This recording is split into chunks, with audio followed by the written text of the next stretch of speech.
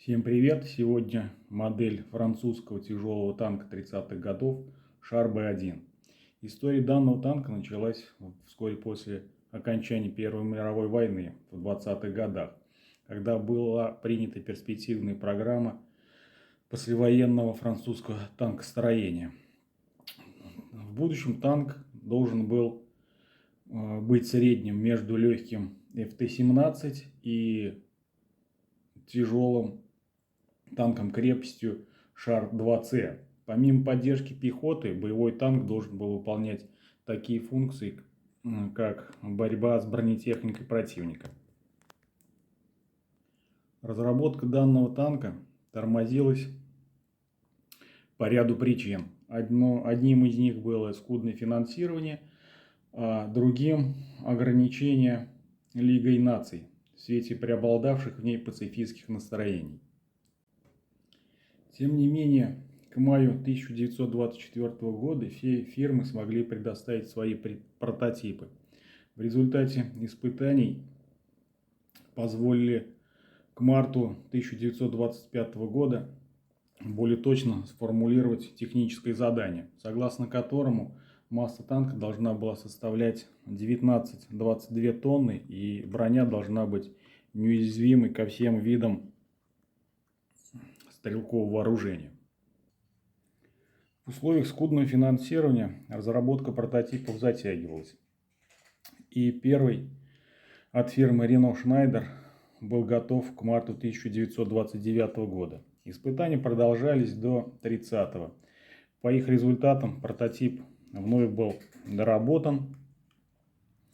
И вот спустя только 13 лет после выдачи задания на разработку танка, танк был принят на вооружение в марте 1934 года под обозначением танк Б1.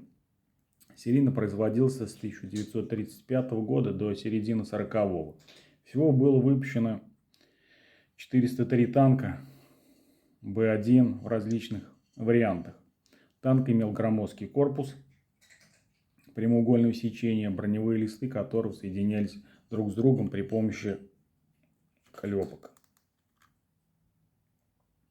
Гусеничный обвод охватывал корпус, поэтому для обеспечения хорошего обзора механик-водитель, он помещался вот здесь вот, небольшая рубка для механика-водителя. Рабочее место его было вынесено вот, приподнято и вынесено в виде бронированной рубки. Танки улучшенной конструкции получили обозначение Б1 bis. Их вес увеличился до 32 тонн, было усилено вооружение, толщина брони доведена до 60 мм. При этом сам танк собирался из литых деталей. Пушечное вооружение располагалось на двух уровнях. 75-мм орудие основное имело углы только вертикальной наводки.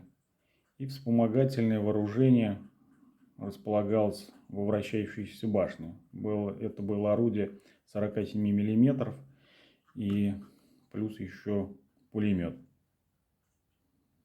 Двигатель и трансмиссия располагались в кормовой части корпуса. Экипаж танка состоял из 4 человек. Механик-водитель, он же стрелок из основного орудия,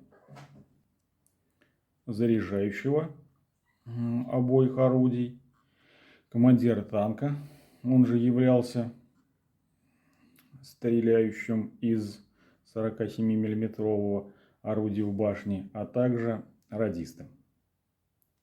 Во время Второй мировой войны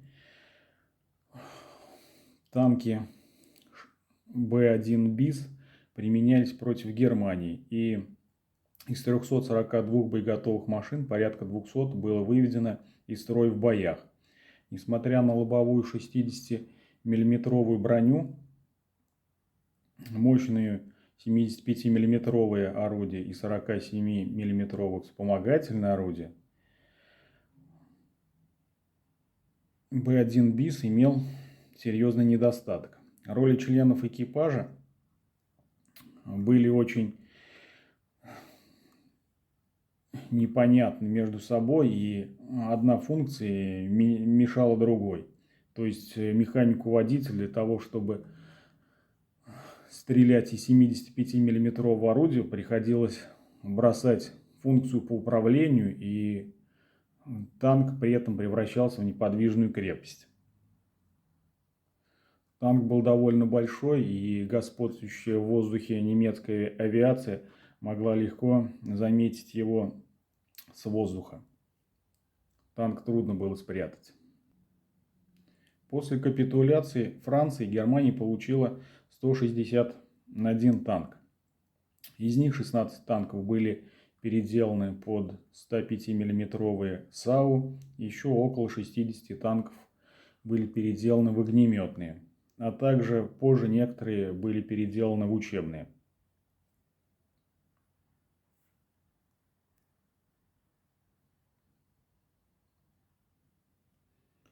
Однако техническое состояние полученных танков оставляло желать лучшего.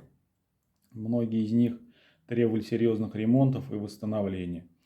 В процессе модернизации менялись командирские башенки, менялись радиостанции. При создании САУ на базе данного танка удалялась башня, удалялось 75-миллиметровое орудие. Поверху корпуса ставилась рубка, и на нее уже в лобовой лист монтировалось немецкое орудие. Захваченные Германией трофейные танки также применялись и на Восточном фронте. И для сравнения с B1 BIS, Renault русский, который создан на базе Renault FT-17.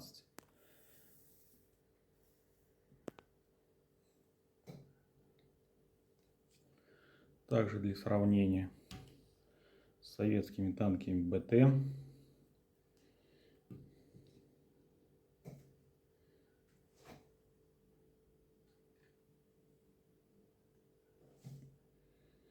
Т-34.